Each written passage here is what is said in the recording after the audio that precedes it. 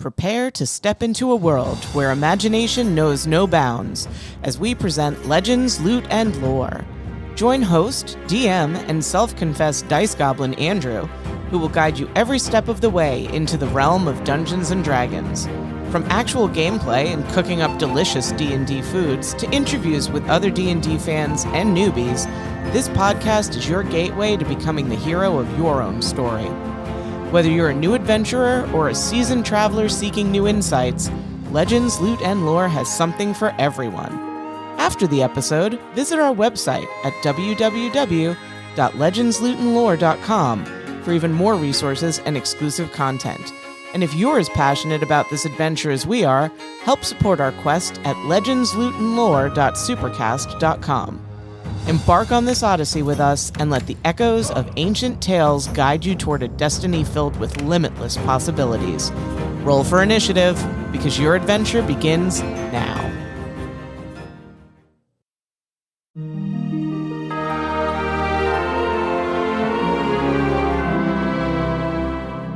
Hello and welcome back, everybody, to Legends, Loot, and Lore. Another fun and exciting episode. I am so thrilled today to be here with my lifelong companion, as we journey down the road of life together. Your long-suffering companion? Wow. Fair. My wife, Catherine. Hello. Hello. And again, there will be no rock gnome voices today. No rock gnome. So Catherine and I are both under the weather, trying to put out a podcast episode this week. So we're going to see how we do. Also joining us today is Fable. Hi. Fable's busy trying to find their friends. I found them. Okay. They're giving me talking points. Oh, excellent. Yes. So we're going to talk about a couple fun things today. So last week was the second session for our actual play. So, quick recap, the party went up to the Cragmaw cave, the Cragmaw hideout, where all the other goblins were hiding. They had Vincent with them. Xanros's character did her best to recruit goblins to work at the B&B. She was very successful in getting, I think, up to 6 of them beyond Vincent. So, it's Vincent plus 6. Plus 2 wolves. Plus I've got 7 goblins and 2 wolves. And 2 wolves, which is excellent. So 7 goblins and 2 wolves in her employ. She hasn't quite, I don't know if she's paid them yet, anything. No. So I want to see when they get antsy. They may get a little antsy and start looking for pay if they're following you around and not doing anything. Have they done any work yet?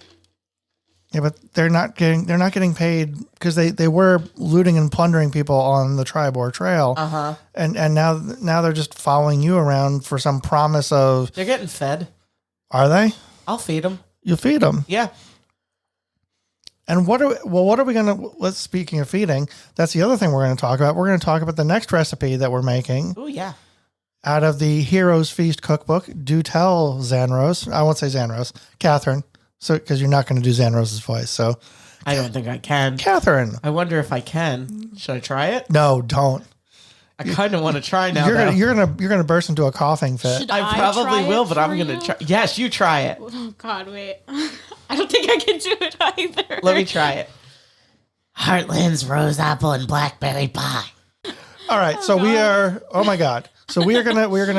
I like I said, I briefly wanted to talk about what happened last week. So you cleared out the caves. Yep. You defeated Clarg Griswold, the bugbear leader of the Cragmaw goblins. Yeah, who should have just come to work for me. He really should have, but he was beholden to King Dave Grohl. Yeah. And someone named the Spider. Yes. So you heard this. You heard somebody who's being called the Spider, right? Which we don't know much about this mysterious spider yet. I think we can assume that. And I'm not going to be able to think of his name. What's that? Gundren Rockseeker. I'm pretty sure Spider has him because we found the other guy. You found Sildar. You rescued Sildar. Yeah, he was like tortured and half dead. Yes. Not all dead though. Just mostly dead. Mostly dead. That's what I did write down. The one thing I did write down, my notes are very interesting. Interesting. Killed manager Clark. Tortured, looking for map, mutters spider. That's all I got. Interesting. Yeah, so Sildar muttered spider, which means I think Gundren's with spider being taken to King Dave Grohl. What? Who's in charge? There's like, is Spider? Charles is in charge. I wrote down. I want Charles in charge of me. I bet you do. That sounds, wait. Yeah. I wrote down investigating human wizard, a part of Lord's Alliance, and I'm pretty sure I spelled this phonetically. So, Ernos is his name. That's. Oh yeah, there's somebody else. I'd have to look up in my notes, but yeah, there is somebody else. Sildar was going to Fandalen to look for somebody else, and I think that's who you're referring to there. Probably. My notes are shit. Was he going there when he met up with Gundren? I think they were both on their way to Fandalen, and they kind of teamed up together because Gundren wanted a team up. It's a team up. I think Gundren wanted to help getting there, some protection on the way, and so I think Sildar just kind of accompanied him on the way. Got it. And Sildar had his own reasons for heading to Fandalen, but unbeknownst to Gundren, but knownst to us. So there's that. So, and there was the rushing water. Remember they released the extra water and Dal got washed away, but fortunately passed her strength save and didn't get completely washed out of the cave. So that was good. Mm-hmm. And what else? You got a bunch of, you're going to take all of the supplies because there was a bunch of leftover supplies that they had looted from travelers. So you're going to bring those back. And I think that guy was going to get you 50 gold. Yes. Because you were bringing those back to one place. And I think Sildar said he was going to give you 50 gold. I did write that down. For transporting, for getting him safely to Fandalen. So wait, was it 100 gold plus the 10 that we were getting? Supplies to loot, you get 50 gold pieces. And I wrote down all the treasure we got because I had my priorities straight. Right. Which is inside 1,700 copper pieces. So we got 566 each. 2 left, which we gave to Vincent. 150 silver pieces, 50 each. 2 potions of healing. Jade statue with golden eyes, worth 40 pieces. Yeah. Now, I don't know. I thought it was just 50 when we got there, but I don't remember Sildar saying he was going to pay us 50. I think Sildar said he would pay you $50, 50 bucks, 50 gold pieces to somebody giving me $50. Yes. Awesome. Sildar will give you 50 gold to transport him safely to Fandalen. That works. All right. So that was kind of the backstory. So you've got Sildar, you've got, I think you were heading back to your wagon that you had hidden on the Tribor Trail. And we're getting ready to go the rest of the way to Fandalen, if I recall correctly. Yes. Yeah. So that's the recap of last week, the brief history of time. We're also going to talk about what's sticking out of the. I saved the page. Oh, okay. I don't know what it is though. I don't know. So we're going to talk about leveling up your characters. Yes. We are level 2 now. Because yes, you are now level 2.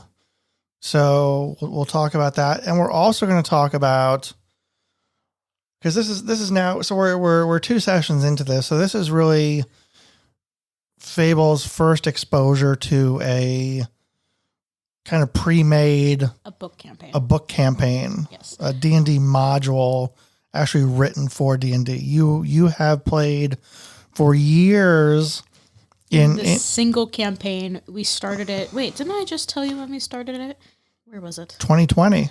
It was June of 2020. No, 2022. 2022. June of 2022, and we've been playing the same campaign ever since, and it's been entirely homebrew, and it has brought up some unique challenges, and also it's so different.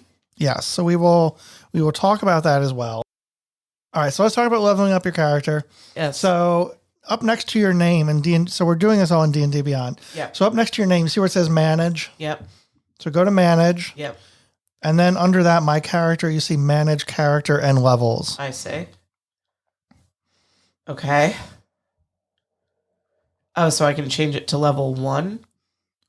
No, you want to be level 2 Okay. because you already picked these things. Yes. So let's talk about it and see, it tells you at what level you got different things. Okay, so like I got key and unarmored movement at 2nd level. Yes.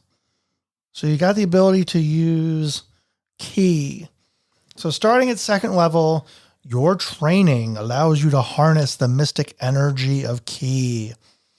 Your access to this energy is represented by a number of key points. Your monk level determines the number of points you have. And there's a whole monk table that shows you based on what level, how many. I have 2. So you have 2 key points at the moment. Yes. Now this is where you can spend the key points on. You start with 3 features. Yep.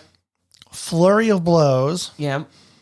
known to others as fury of blows. Only Mike. Patient defense. Yep. And step of the wind. Right. You get more abilities as you level up. When you spend a key point, and this is the nice thing, you get key points after a short or long rest. Yep. Because you must spend at least 30 minutes of the rest meditating to regain your key points. So you don't have to always have a long rest to get these back, which is really nice. So you can have as little as 1 hour to regain your key points. That is really good. Yeah, short rests, getting certain abilities back at a short rest is really helpful. So you want to talk about the 3 features, flurry of blows, patient defense, and step of the wind? Yeah. So Flurry of Blows, immediately after you take the attack action on your turn, you can spend 1 key point to make 2 unarmed strikes as a bonus action. Patient Defense, you can spend 1 key point to take the dodge action as a bonus action on your turn. And Step of the Wind, you can spend 1 key point to take the disengage or dash action as a bonus action on your turn, and your jump distance is doubled for the turn. So what does all that mean? So let's talk about Flurry of Blows first. So this one's really nice because it gets you. So after you take an attack action, you can take 2 more unarmed strikes as a bonus action. Now I think you already got like 1 because you're unarmored. Yeah. I think you already got 1 bone. You could use 1 unarmored. I keep saying unarmed attack. You can make 1 unarmed attack. Yes. As a bonus, but this gives you 2 unarmed strikes after your main attack, which is really nice. So you basically 3 attacks on your turn, which is really, really good. I mean, they're only unarmed, so it's not a huge amount of damage, but it's extra damage that you couldn't do normally. And it's only if I want to use key points, right? Right. Yeah. Exactly. Now, patient defense is a nice one because you can use dodge as a bonus action. Yeah. Which is really helpful, so you don't have to use your main action. You can attack and then use dodge as the bonus. So you don't, because dodge would normally be your action for a turn.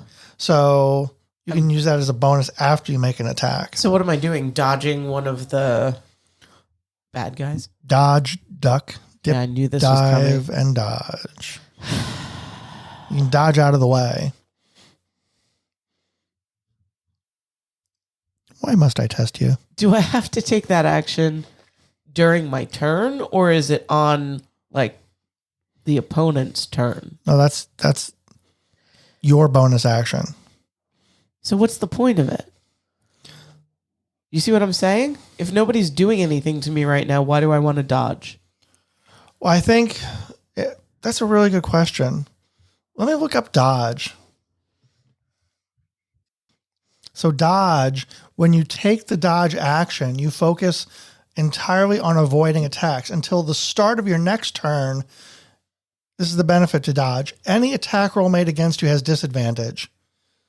So you take the dodge on your turn, but until your next turn, any attack against you has disadvantage if you can see the attacker. And you make dexterity saving throws with advantage. Okay. I feel like I'm never going to use that. That's a good one, though. Really? Absolutely. All right. If you're in the heat of battle, Yeah. and you use dodge, Yeah. it means anybody that tries to make an attack on you until your next They're turn, at disadvantage. they have a disadvantage. Okay. So the likelihood that they're going to hit you is that much less. Lower. Yeah. That'd be good if you were in like the middle of a. Right. Right. With my whole 12 hit points. But you're a melee fighter. You're in the heat of battle. You're in the midst of. Yeah, that would actually be good, because imagine you're in a group of people and they're all going to want to come at you, but now they have like, I don't know, like stuffed animals on them. Like it's a bit harder to get a good blow in. You know what I mean? Yeah. Like Yeah. or if they're all drunk, I don't know. Well, it means because imagine Neo in the Matrix. Right. You know, when he does his little lean Yeah. back, that's what you're dodging those attacks. Yeah. So because you can move faster than the bullets, they have disadvantage on you. Right. Right. That would be the Okay. benefit to that. That's cool then. And then last but not least, Step of the wind. this is a great one because so the dash action. Yeah. The dash action would be your action. What that does is it means it doubles your movement speed. Okay. So I think you're 25 feet, I don't. if I recall correctly, because you're small. So I think I am small. it Is 25. you only have 25. 25 feet movement. So you could dash and Go move 50. 50 feet. Right. But if you just took the dash action, that would have been your turn. You couldn't attack after making that dash action. Got it. So here you can use the dash action as a bonus action right. and still be able to attack. So if somebody were far away, you could go running up at them really Right. fast and then still attack them instead of Whack you running the crap out of them. Yeah, instead of you running up to them, Yeah. and then they get a free hit at you because you can't attack them. Right. So you get the best of both worlds with that. Okay. Cool. So So that's Miley Cyrus of you. yeah. And then you wow. Fable's good. Me the eyes. Do you get the reference? Possibly. It's Hannah Montana. Yeah. I know Hannah Montana. You get the best of both worlds. That's right. Sorry, makes me think of Clerks. The other thing you get at second level is unarmored movement. Yes. So starting at second level, this is a good one. Your speed increases by 10 feet while you are not wearing armor or wielding a shield. The bonus increases when you reach certain monk levels as shown on the monk tables. So does that mean my speed is always 35 feet now? Yes. Oh, cool. As long as you don't have armor or have a shield, Right. you're up to 35 feet now. Cool. So that's great for a small character. Yeah. So that means with unarmored movement and step of the wind, you could actually go 70 feet on a turn. Cool. And remember, that's also your jumping distance is doubled for your turn. So you could leap over tall buildings. I'm like a Your tigger. floor In a routine single- just got so much better. That's true. Oh yeah. We didn't talk about the floor routine. Didn't talk about the floor routine, and we should talk about the floor routine. So let's talk about the floor routine. I just want to sing the Tigger song now, so I'm no good. Sing the Tigger song. No, I'm not going to. It's Oh, just okay. what's in my head. Got it. That's what's in your head. Yes. So talk about your floor routine. You have advantage or proficiency in acrobatics. Yes. So we're creating a floor routine. We like to dance. We do.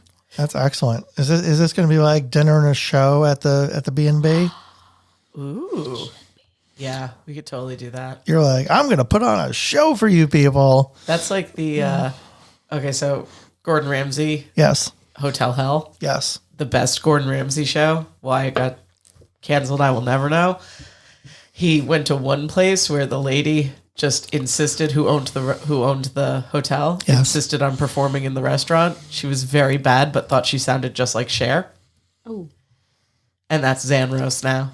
Xanros is going to be Xanros is going to put on a little show. excellent. And then D&D Gordon Ramsay is going to come along and... Well, there's D&D Guy Fieri in our homebrew campaign, which we will talk about. Ooh. He's a dragonborn.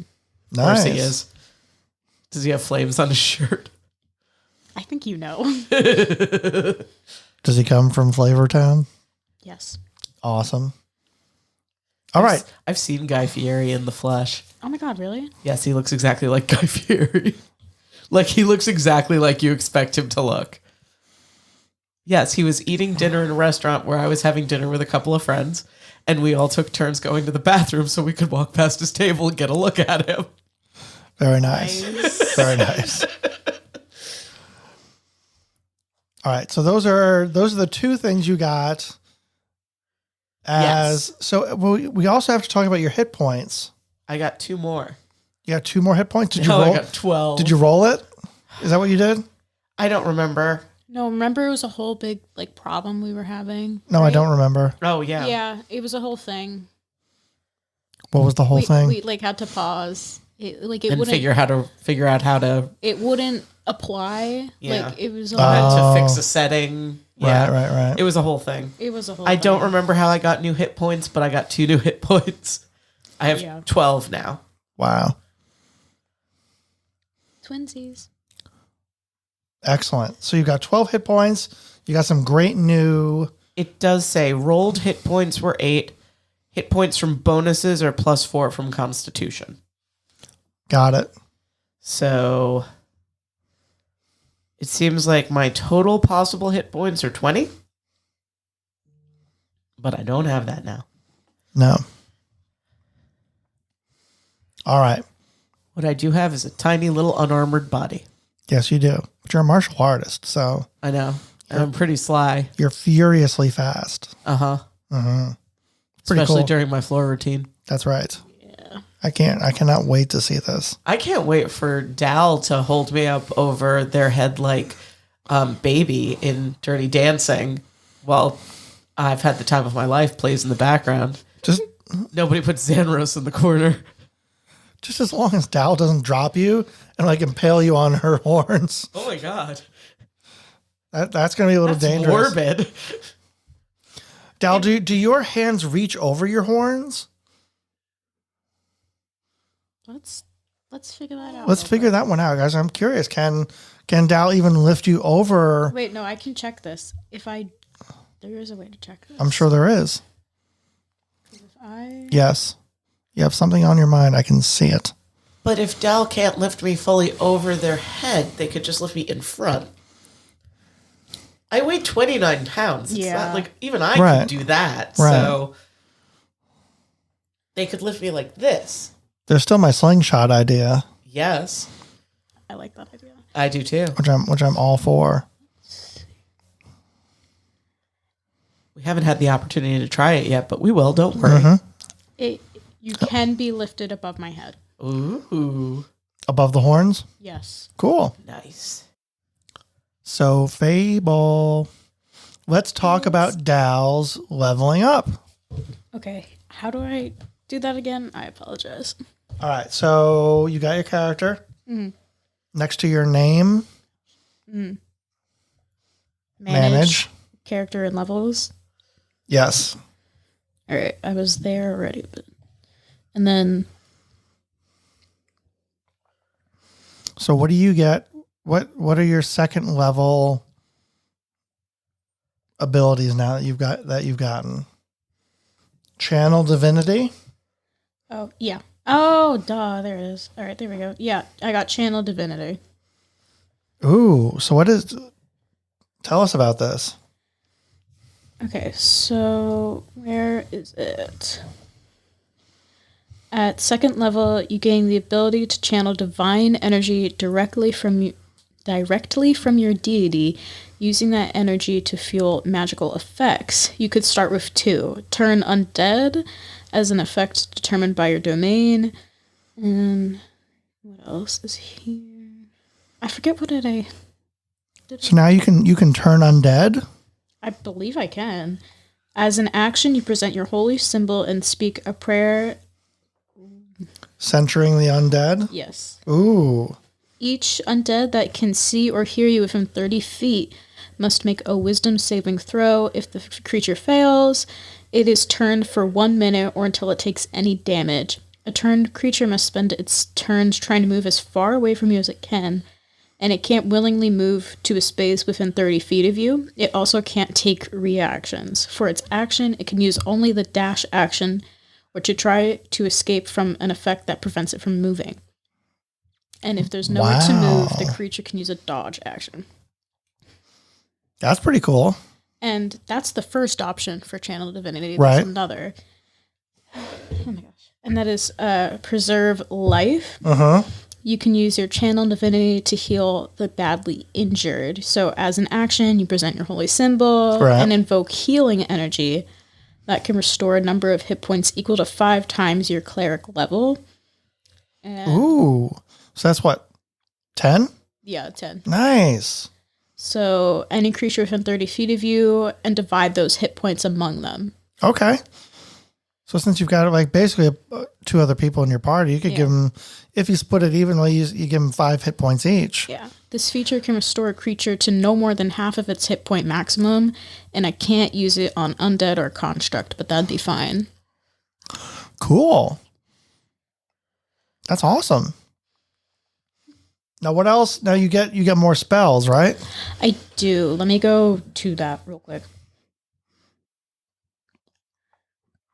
Ooh, detect poison and disease. I think that's what I added. That sounds new. Yeah, I think that is what I added. And I think I added command as well. So those are my 2 new ones. Got it. Cool. Mm-hmm.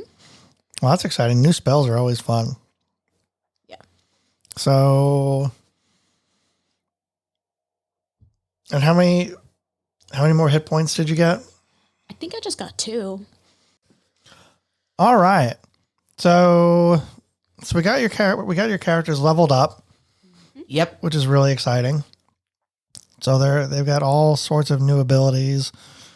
The key points and stuff are phenomenal for monks. I loved when I played my Tabaxi monk. The key points were awesome, but he had the cat's claws, which was like which I think is like a 1d6 instead of a 1d4 for like an unarmed attack. I think it was a 1d4. But he could use his claws, so it was like a 1d6. So when he did the flurry of blows, it was like 2d6 damage. Do we want to talk about what Iquium has? Even Sure. though James isn't here? Just so that we've talked about all of our... Let's go to Iquium's character. So he's got, Eldritch Invocations. He probably had spells too. He's got Eldritch Blast, which I think he had, Mage Hand, which he had. Dissonant Whispers, which is a good one, and Unseen Servant. I don't remember which spells he had, but let's look at the class feature. So Eldritch Invocations, which he hasn't picked yet. So in your study of occult lore, because he's a human warlock. Right. In your study of occult lore, you have unearthed eldritch invocations, fragments of forbidden knowledge that imbue you with an abiding magical ability.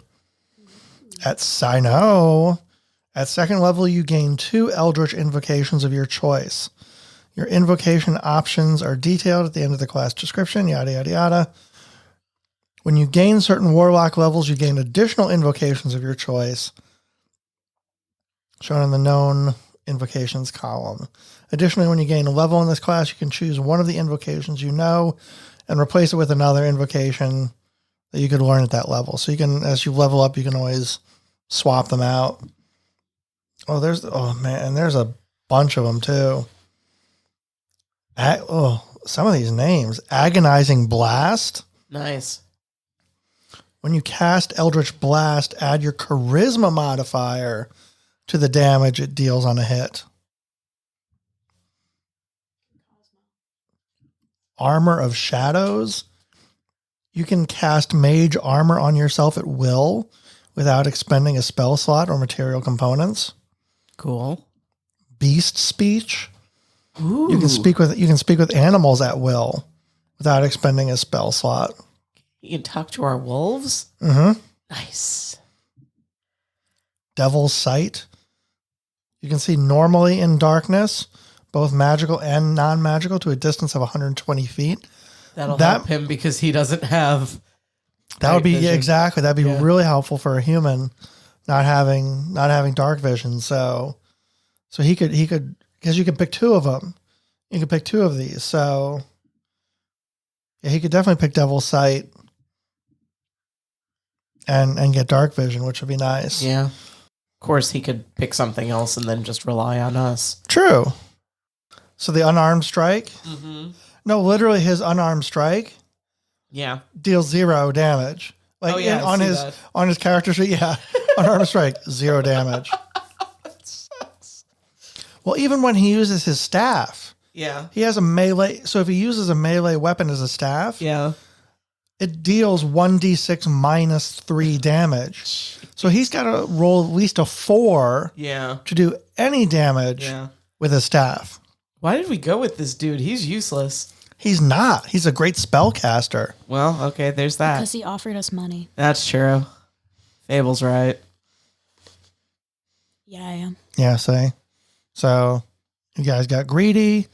All you saw was the gold. I was going there anyway. Yes, you are. I need money to open my B&B. But don't you have family money? How dare you? I am an independent Nepo rock baby gnome. confirmed? Oh my god.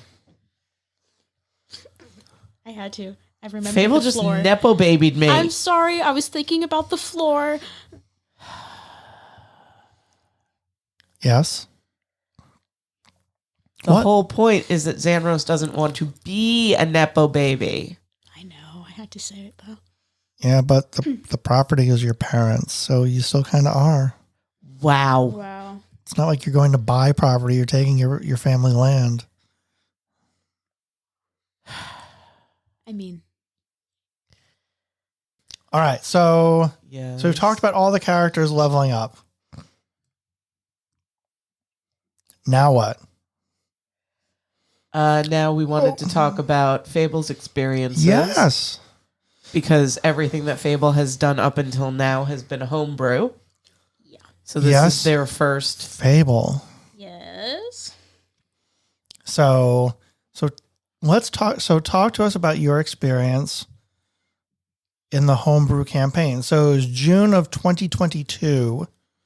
So it's been about a year and a half. Yes, in that specific campaign, I have been playing for. It tells you on D&D Beyond. It's great, like over 2 years. Mm-hmm. So tell us what's been your experience. What is? I mean, because I've played in homebrew campaigns myself. So what is your specific campaign? Who's your DM? Well, the great thing about homebrew is it's flexible. So we started out, my DM was my friend Matt, and he was DMing our quest. It was called Key Quest. Mm-hmm. And basically we were at this tavern, and the barkeep was like, there's this chest, and no one can open it. But if you get the 6 petals, I believe, I can pull it up, you can get the key to get the treasure inside. But the petals are scattered throughout the world, and some of them we have to fight to get the petals, and there's also the stuff that happens in between. Mm-hmm. Like well, I guess I'll get to that later. I'll talk about our DM right now. So we start out with Matt, and then our player, Kia, gets kidnapped in the middle of the night, like a couple of sessions into this, and now she's the DM. She's DMing her basically murder mystery of how she got kidnapped, and now our DM is a player. Wow. Mm-hmm. That's pretty crazy. Yeah, it's a lot. It sounds like a lot. So what has... So now that you've had a couple sessions in a typical, not typical, but a kind of sandbox environment of a D&D official module, what are the differences between the two? I think it's pretty different, both because we're playing this on the podcast and we have to like lock in. We play for like 10 hours at a time. There's lots of dilly-dallying. Mm-hmm. It feels like a little bit more rigid and like in who we face and all of that. Mm-hmm. Gosh. Yeah, because yes and no. So the book says one thing, but I as a DM can still change things. So there were far more goblins in that cave than what you actually encountered, because some of you were very low on hit points. Mm-hmm. I think what I mean... Me? I think what I mean by it is that when you're DMing homebrew, they have complete creative control. Right. And like we get off course a lot, and so she just, for the most part, unless it's like really important and she steers us in the right direction, like makes something up. Like we've done a lot of side quests. She actually made this really cool idea for a couple different things, but one of the main ones was we were fishing and we rolled a d12 and that determined what we'd get, but some of them were not all fish. And I happened to roll and I had to fight Sans Undertale. What? Yep. Care to explain? It turned into a boss fight and I had to fight him, but I was by myself. And I did win, but you know. Did you? I did. Well, congratulations. Thank you. Like stuff like that is implemented. She had this while we were in the city, Salio City, which she made up and it's amazing. She had this thing where we could roll for random encounters. If we're getting bored, we could roll this dice and a random encounter would happen. Right. Sophia, known as Thorn in this campaign, had to fight John Cena. And she beat his ass within 30 seconds. And he was like, how do I become like you? And she was, I think she said either, I don't know, something about being a lesbian. He's like, I gotta be a lesbian now.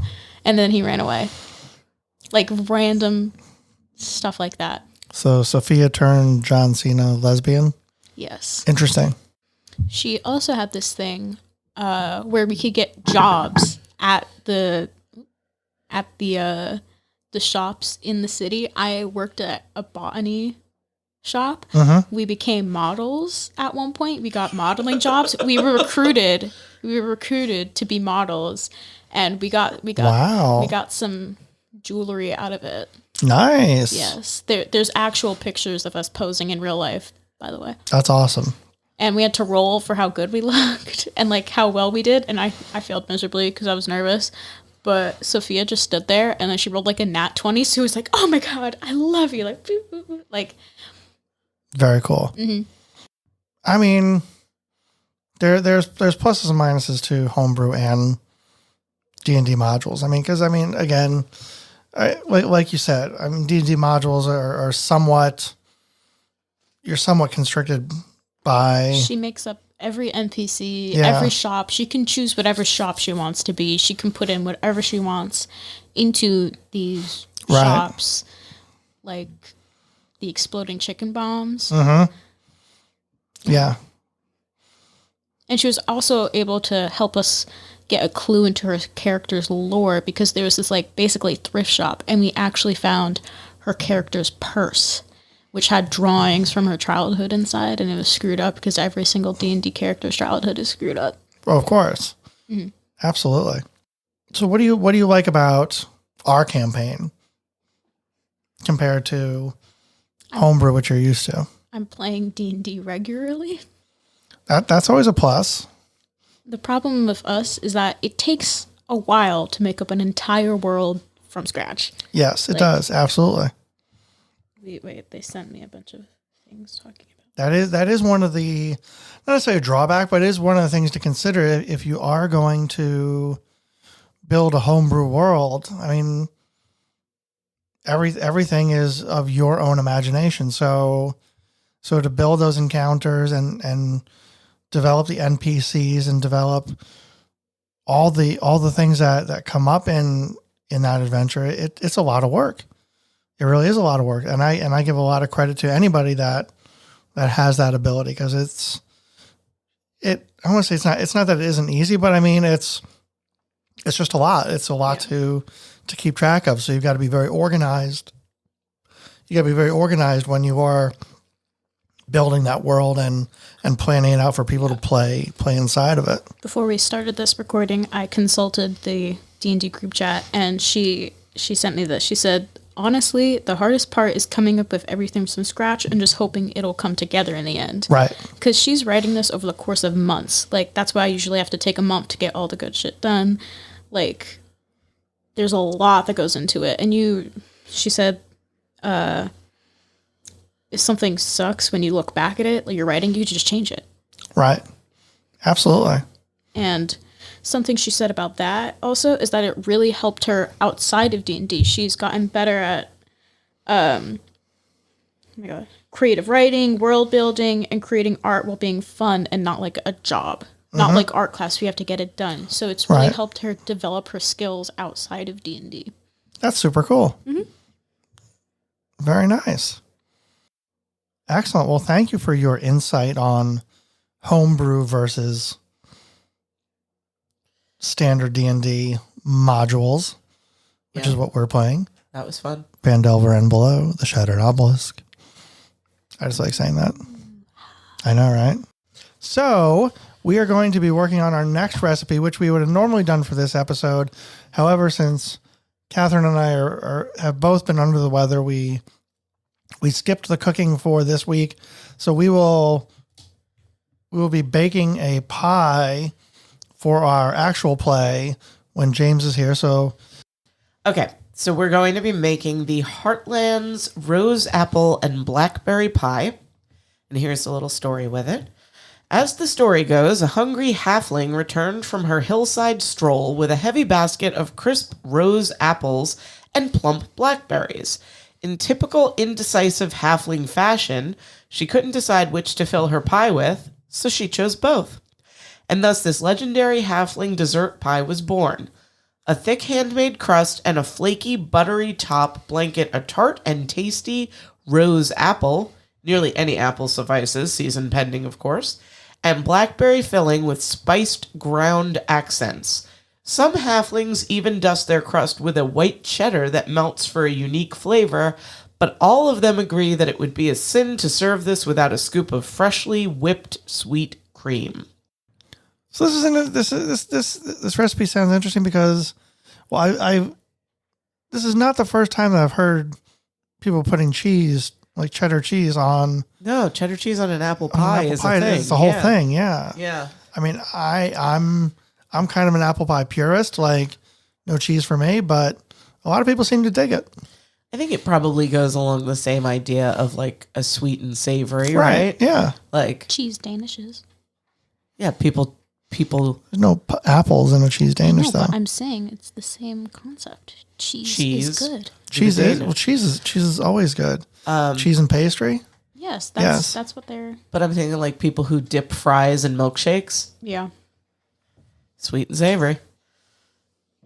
Oh, I get the whole thing. I've just never been a cheese on my apple pie kind of person.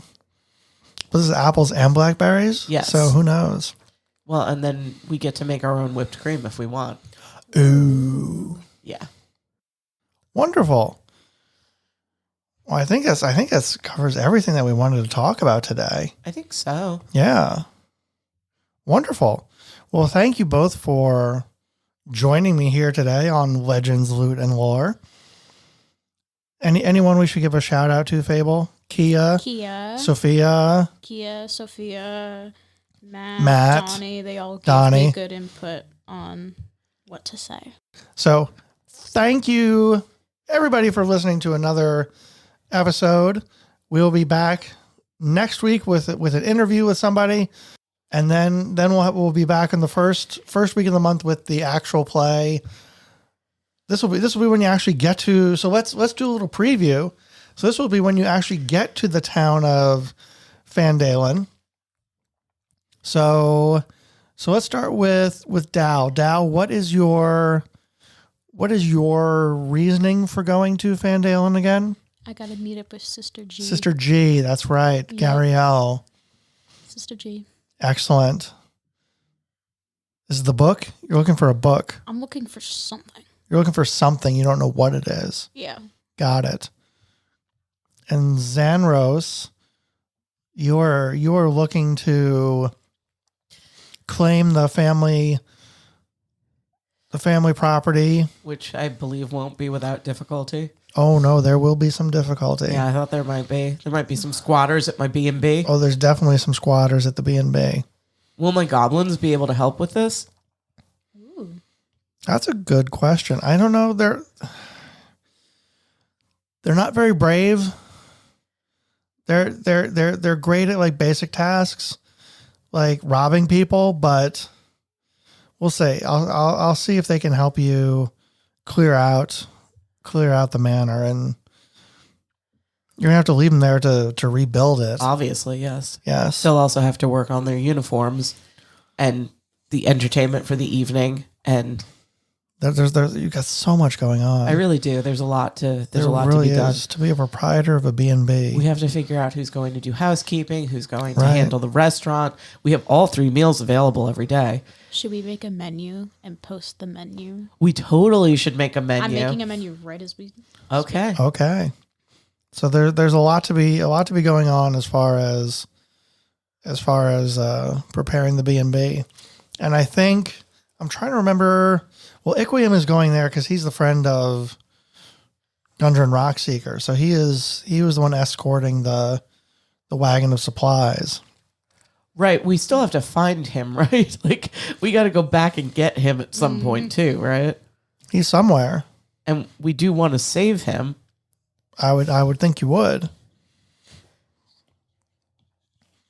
Because I think, if I recall correctly, that Gundren and or his maps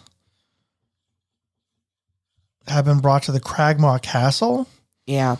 Well, at least the maps. Right. So that's where... So we were going to head to Fandalen to deliver stuff. Right. While we're in Fandalen, I assume we're going to swing by the... Can I say where we're going? Where? The Tresender Manor. Tresender Manor. I think we've already discussed that on the podcast. I don't know if we have. Which my family is in ownership of, and which I want to turn into the Bemble Bumble B&B. Right. So we're going to have to go through whatever we have to go through in there. I hope Gundren's okay, because I think it's going to be a little bit before we manage to get back to him. I hope so, too. We'll find out. You being very mysterious. Yeah, that Stay tuned. Very ominous. Yes, indeed. All right, so tune in to find out what will the party do when they get to Fandalen? What's going to happen at Tresender Manor when Xanros gets there and tries to take it over and convert it into her B&B? How many of the people squatting in it can she turn into employees? That's right. Will Dow find Sister G and what she's looking for?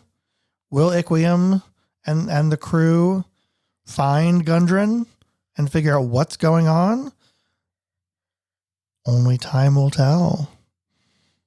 How much can Iquium lift? Not much. Very little, if anything. I mean, again, His unarmed strike is 0. I think he said he could lift like 50 pounds. Yes. Something like that. Yeah. Yeah. So tune in for that episode. That's in a couple weeks. And we'll be back next week with another interview. Thank you all for listening. Bye.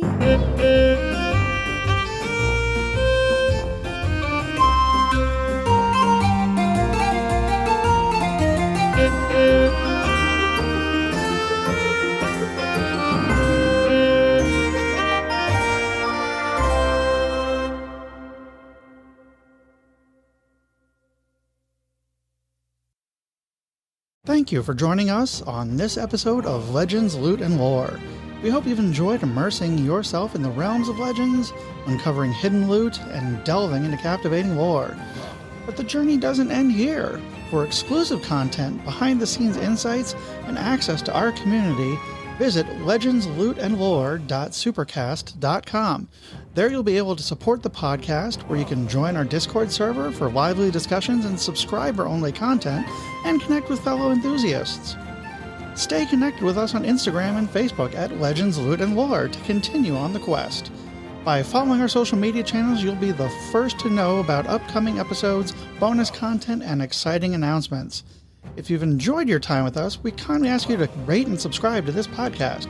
Your support means the world to us and helps us continue producing captivating episodes and embarking on new quests.